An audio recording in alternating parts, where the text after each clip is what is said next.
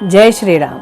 श्री ब्रह्मचैतन्य गोंदवलेकर महाराज यांच्या प्रवचने या पुस्तकातील आज 12 मेचं प्रवचन. कोणत्याही परिस्थितीत वृत्ती स्थिर ठेवावी. अमानित्व हा देहाचा धर्म आहे. दुसऱ्याचा मोठेपणा राखून आपला मोठेपणा वाढवावा. दंभ हा मनाचा धर्म आहे. तो दुसऱ्याला फसवण्याकरता नसावा.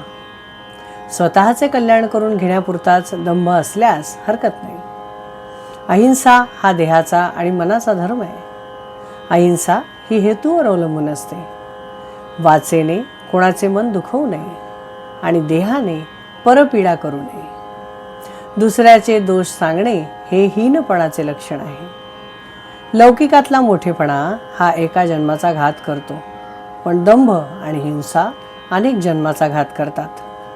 द्वेषामुळे हिंसा घडते, म्हणून आपण कोणाचाही द्वेष करू नये. काम क्रोधादी सर्वच विकार भगवंताच्या आड येतात, पण वैर आणि द्वेष यांसारखा परमार्थाचा नाश करणारा शत्रू नाही. स्वार्थामुळे द्वेष घडतो. स्वार्थ जायला नामासारखे दुसरे साधन नाही. आपली वाचा दुसऱ्याला शिकवण्यासाठी आणि मोठेपणा बाळगण्यासाठी नाही. वाचेने आणि जिभेने बोलता येते आणि खाता येते. नेहमी सत्य आणि गोड बोलावे आणि खाण्याच्या बाबतीत जीभ आपल्या ताब्यात ठेवावी. स्वतःची चित्तशुद्धी करून संतांचे गुण आपल्या आचरणात आणण्याचा प्रयत्न करावा. अभिमानाचे विष जिथे येते तिथे नामाची आठवण ठेवावी.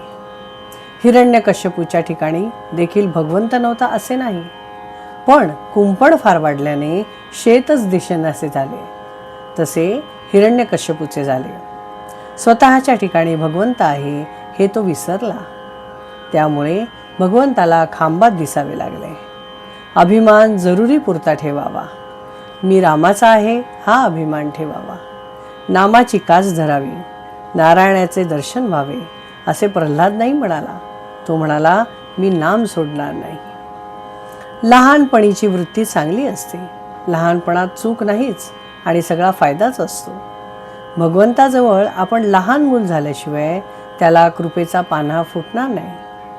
म्हणून आपण भगवंतापाशी लहान व्हावे. लहानपण हे वयावर अवलंबून नसते, आपल्या वृत्तीवरही अवलंबून असते. कोणाविषयी वाईट विचार मनात आणू नयेत. त्यापासून आपलेच मन गढूळ होते. माझा प्रपंच जसा व्हायचा असेल तसा हो, पण तुझा विसर मला पडू देऊ नको असे परमेश्वराला अनन्यतेने म्हणावे. मला खात्री आहे तो तुम्हाला सहाय्य केल्यावाचून राहणार नाही. वृत्ती स्थिर करण्यासाठी तिला स्थिर वस्तूवर चिकटवून ठेवले पाहिजे. इस प्रवचन में कहा गया है कि चाहे आपके जीवन में कोई भी परिस्थिति आए, आपने अपनी वृत्ति स्थिर रखनी चाहिए.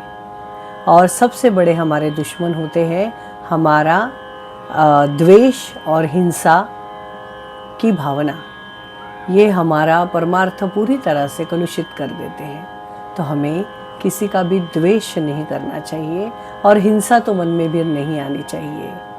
तो इस प्रकार अगर हम संतों के वचनों पर आधार लेकर शांतिपूर्ण व्यवहार रखेंगे और नामस्मरण करेंगे तो परमेश्वर प्राप्ति निश्चित है.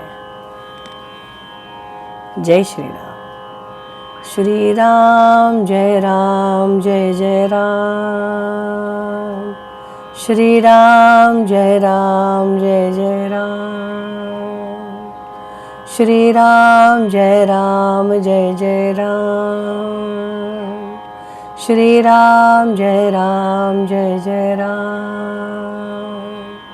श्री राम जय राम जय जय राम.